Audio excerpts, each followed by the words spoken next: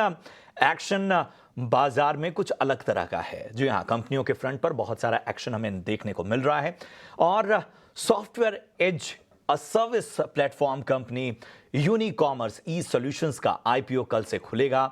IPO पर बात करने के लिए आज हमारे साथ स्टूडियो में मौजूद हैं यूनिकॉमर्स के प्रमोटर और नॉन एग्जीक्यूटिव डायरेक्टर कुणाल बहल जी और एमडी और सीईओ कपिल मखीजा साहब। आप दोनों का बहुत बहुत स्वागत सर। काफ़ी अच्छा लग रहा है आप दोनों से बातचीत करते हुए।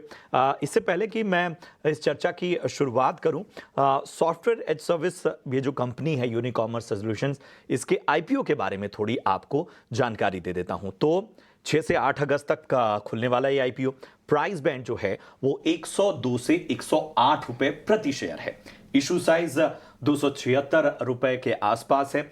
ओएफएस के जरिए 276 करोड़ से ज्यादा जुटाने की योजना है। लॉट साइज 138 शेयर का इसमें है। तो ये है तमाम जानकारी। तो सबसे पहले कुणाल जी, मैं आपके पास आना चाहूंगा और इन सब के बीच में जो सबसे अहम बात है वो ये कि ये पूरी तरह से ओएफएस है, लेकिन एक जो सबसे ज्यादा कंसर्न बना हुआ है वो ये कि इस पॉइंट पे जो एग्जिट नजर आ रहा है, इस वो थोड़ा कंसर्न बना हुआ है। बताएं आखिर ऐसा क्यों? एक्चुअली एग्जिट नहीं है। हमारी कंपनी हमें बहुत सालों से प्रॉफिटेबल है और हर महीने हम अपनी बैलेंस शीट पे कैश ऐड कर रहे हैं और ऑलरेडी बैलेंस शीट पे काफ़ी सारा कैश भी है। तो हमारा गोल था कि हम कंपनी का आईपीओ करना चाहते हैं जिससे कि कंपनी पब्लिक मार्केट में आए, हम अपना कैप टेबल, अपना इन्वेस्टर बेस थोड़ा सा डाइवर्सिफाई करें और जो हमारे प्राइवेट इक्विटी इन्वेस्टर हैं सॉफ्ट बैंक, उनको एक एग्जिट मिले। तो जो भी डिफरेंस था, जितना सॉफ्ट बैंक मैक्सिमम बेच सकते हैं और 25% जो स्टैट्यूटरी मिनिमम है लिस्टिंग का फ्लोट के लिए, उतना हमारी होल्डिंग कंपनी बेच रही है। सो केवल 2 सेलर है और कोई नहीं बेच रहा है। मैं जैसे पर्सनली नहीं बेच रहा हूँ इसमें, पर्सनली भी शेयर होल्डर हूँ मैं यूनिकॉमर्स, लेकिन मैं एक शेयर नहीं बेच रहा हूँ। तो हमारे ये बिज़नेस एक स्ट्रॉन्ग फाउंडेशन का बिज़नेस है और ये बिज़नेस काफ़ी लॉन्ग टर्म पोटेंशियल वाला बिज़नेस है, लेकिन हमारा गोल था कि इसकी लिस्टिंग अभी होनी चाहिए एंड हेंस ये 25% का फ्लोट है।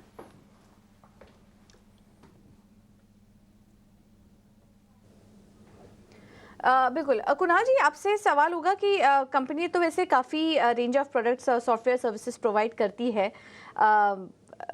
ई कॉमर्स ऑपरेशन ठीक तरीके से मैनेज करने के लिए काफ़ी सारी कंपनियों को आप सर्विसेज देते हैं, लेकिन अब काफ़ी सारी कंपनियां इन हाउस भी वो प्रोडक्ट्स अपने लिए डेवलप कर रही हैं। क्या ये आपको किसी तरीके का थ्रेट दिखाई दे रहा है या फिर एक अपॉर्चुनिटी होगी आने वाले समय में कंपनी के लिए? अगर आप देखें यूनिकॉमर्स करता क्या है, यूनिकॉमर्स सॉफ्टवेयर प्रोडक्ट प्रोवाइड करता है जिससे कि जो कंपनीज ऑनलाइन बिजनेस कर रही हैं, अपने प्रोडक्ट ऑनलाइन बेच रही हैं, उसका बैकएंड इजीली मैनेज करने के लिए। तो जैसे जैसे ई कॉमर्स का साइज़ बढ़ता जा रहा है हमारे देश में, जैसे कि अभी इस साल 400 से 500 करोड़ ई कॉमर्स शिपमेंट होंगे इंडिया में, लेकिन इसी साल चाइना में 15,000 करोड़ शिपमेंट होंगे, इंडिया से 30 से 40 गुना ज़्यादा। तो जैसे जैसे इंडिया में ई कॉमर्स का वॉल्यूम बढ़ेगा, हर ब्रांड का वॉल्यूम बढ़ेगा, उनका बिजनेस जो चलाने की कॉम्प्लेक्सिटी है, जो डिफ़िकल्टी है, वो बढ़ती जाएगी। इसलिए यूनिकॉमर्स का एक्चुअली रेलेवेंस इन कंपनीज के लिए बढ़ता है। दूसरी बात जो आपने पूछी मेरे से कि जैसे जैसे कंपनियाँ बड़ी होंगी वो अपना खुद क्यों नहीं कर लेंगी, ये जो कंपनीज होती हैं जो ब्रांड बेचती है, इनका काम है ब्रांड बनाना, इनका काम है प्रोडक्ट बनाना, इनका काम है मार्केटिंग करना। सॉफ्टवेयर इनके लिए एक इनेबलर है और यूनिकॉमर्स एक बहुत छोटा सा अमाउंट चार्ज करता है पर शिपमेंट पे, जिससे उनका पूरा बिजनेस मैनेज होता है बैक एंड में। तो इसलिए ये उन पे कोई बहुत वज़न नहीं डाल रहा है उनके बिजनेस पे, लेकिन एक बहुत सिंप्लीफिकेशन और एफिशिएंसी ला रहा है उनके बिजनेस में। बिल्कुल। मखीजा साहब, मैं आपके पास आना चाहूँगा। ज़रा हम क्लाइंट वाले हिस्से पर ज़्यादा बात करते हैं। किस तरह की क्लाइंट एडिशन हुए हैं? अगर हम आगे की पाइपलाइन के बारे में बात करें तो वहाँ किस तरह का आउटलुक नज़र आ रहा है, और कुछ स्पेसिफिकली अगर इस लिहाज से समझना चाहें तो क्या नज़रिया आने वाले वक्त में? हम लोग आज की डेट में 3,500 प्लस ब्रांड्स और सेलर्स को सर्व करते हैं, और ये ना कि सिर्फ डिजिटल फर्स्ट ब्रांड्स जैसे मामाअर्थ, शुगर, बोट, बट इसके अलावा हम बहुत सारी ट्रेडिशनल ब्रांड्स का ई कॉमर्स मैनेज करने का सॉफ्टवेयर दे रहे हैं, जैसे फैब इंडिया, इमामी, जीएनसी, सेलो, मेनी अदर कंपनीज। तो ये प्रोडक्ट जो है रेलेवेंट है सबके लिए। हमने अपना हमारा जो एंटरप्राइज क्लाइंट्स हैं वो 90% तक हमारा रेवेन्यू कंट्रीब्यूट करते हैं, और उसमें हमने ऑलमोस्ट नियरली डबल किया है फ्रॉम 470 एंटरप्राइज क्लाइंट्स 2022 से 2024 में हमारा नियरली 800 एंटरप्राइज क्लाइंट्स हैं। तो और जो आगे की ग्रोथ है हमारी, बहुत सारी नई नई ब्रांड्स आने वाली हैं, बहुत सारे नए शोज़ आ रहे हैं, इसकी वजह से बहुत सारे नई ब्रांड लॉन्चेस हो रही हैं और बहुत सारे ट्रेडिशनल ऑनलाइन आ रहे हैं। तो इसका बहुत स्ट्रांग ग्रोथ है। एक तो हमारा ट्रांजैक्शन लिंक रेवेन्यू है ही, साथ साथ हम बहुत सारे नए नए ब्रांड्स ऐड कर रहे हैं और आगे भी ऐड करते रहेंगे। कपिल जी, आपसे अगला सवाल एबिटा मार्जिन पर होगा, क्योंकि हमने देखा कि 2 साल पहले 8% था, अब वो सुधरकर 14% के पास पहुंच चुका है। आने वाले समय में क्या कुछ और भी ट्रिगर्स आप देख रहे हैं? ये मार्जिन यहाँ से और बढ़ेंगे या इन्हीं लेवल्स के आसपास सस्टेनेबल रहेंगे? मार्जिन्स को लेकर क्या आउटलुक है आपका? हमारे बिजनेस में काफ़ी स्ट्रांग ऑपरेटिंग लेवरेज है, जिसका ये मतलब है कि जैसे जैसे हमारा रेवेन्यू बढ़ता है हमारी कॉस्ट उस प्रोपोर्शन में नहीं बढ़ती है, जिसकी वजह से हमने अपने प्रॉफिट में हमेशा ज़्यादा एक्सपेंशन देखा है। जैसे अगर पिछले साल भी आप देखेंगे हमारे रेवेन्यू ग्रोथ जो है 15-17% हुई है, बट हमारा पैट जो है वो नियरली डबल हुआ है।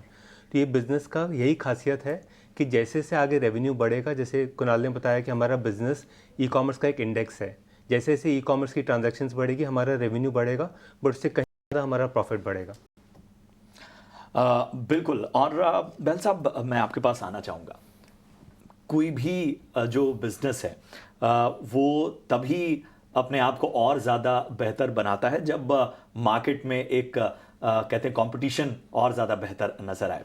तो अगर आपके इस पूरे स्पेस में देखें तो किस तरह का कंपटीशन है, और वक्त के साथ हम देख रहे हैं कि चूंकि टेक्नोलॉजी और बाकी चीज़ों का इस्तेमाल, यूज़र्स भी अब बहुत ज़्यादा अपग्रेड हो रहे हैं, तो उस दिशा में क्या कुछ नए इनोवेशंस हो रहे हैं? बिल्कुल, बहुत अच्छा सवाल है।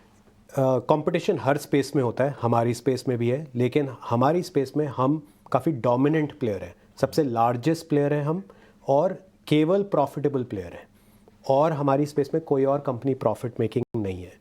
और इसका रीज़न ये है कि हमें लगता है कि हमने जो प्रोडक्ट बनाया है वो बेस्ट इन क्लास है, इसलिए we are able to charge a premium, और इस वजह से हम लोग री इन्वेस्ट कर पा रहे हैं अपने की R&D में, और उसको हर साल बेटर करते जा रहे हैं। और ये बहुत स्टिकी प्रोडक्ट है कि एक बार ये कस्टमर यूज़ करने लग जाता है, वो कस्टमर छोड़ते नहीं है इतनी आसानी, क्योंकि एक किस्म का ERP है, ई कॉमर्स का ERP है यूनिकॉमर्स इन ब्रांड्स के लिए। आगे जाके भी हम देख रहे हैं कि नए नए प्रोडक्ट्स बनाने की अपॉर्चुनिटीज़ आएंगी, दोनों ऑर्गेनिकली और इनऑर्गेनिकली। जब हमने शुरू किया था हमारे पास केवल एक प्रोडक्ट था, अब हमारे पास 6 हैं।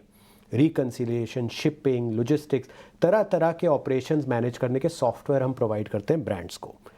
पर जैसे जैसे ई कॉमर्स का वॉल्यूम बढ़ रहा है और कॉम्प्लेक्सिटी बढ़ रही है, हमें बहुत अच्छी अपॉर्चुनिटीज़ दिख रही हैं और प्रोडक्ट्स लाने की, जिससे कि हमारे कस्टमर्स का ई कॉमर्स ऑपरेशन और सिंप्लीफाई हो। बिल्कुल, और उम्मीद यही करेंगे वक्त के साथ ये जो एक्सपीरियंस है वो और ज़्यादा बेहतर और बेहतरीन बने। आपको और सर, आपको दोनों को जुड़ने के लिए, मकीजा साहब और बहल साहब, आप दोनों को बहुत बहुत शुक्रिया, आपने समय निकाला। और कारोबार के हर पहलू पे हम थोड़ा क्रिटिकल भी हुए आपके कारोबार को लेके, तो उसके बारे में भी पूरी तरह से स्थिति साफ करने के लिए बहुत बहुत शुक्रिया। और आपको और आपकी पूरी टीम को आपके कारोबार के लिए हमारी ओर से ढेर सारी शुभकामनाएं, IPO के लिए भी ढेर सारी शुभकामनाएं। तो ये एक ख़ास बातचीत था, और इस बातचीत में हमने कोशिश की है कि चैलेंजेस पे भी बात करें और संभावनाओं पर भी फोकस